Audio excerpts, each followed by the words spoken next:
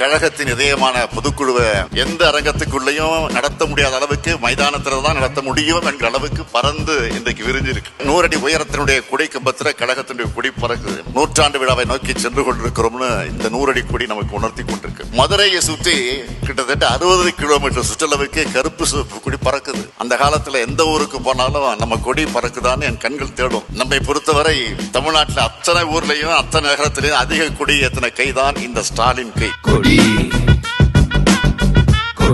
பகுத்தறி பகர்வன் பெரியார், அறிவுலக ஆசான் அறிஞர் அண்ணா, தமிழக தலைவர் கலைஞர், திராவிட முன்னேற்ற கழகம், கருப்பு சிவப்பு கொடி, உதயசூரியன் சின்னம், அண்ணா அறிவாலயம், இவைதான் நம்முடைய உயிர்.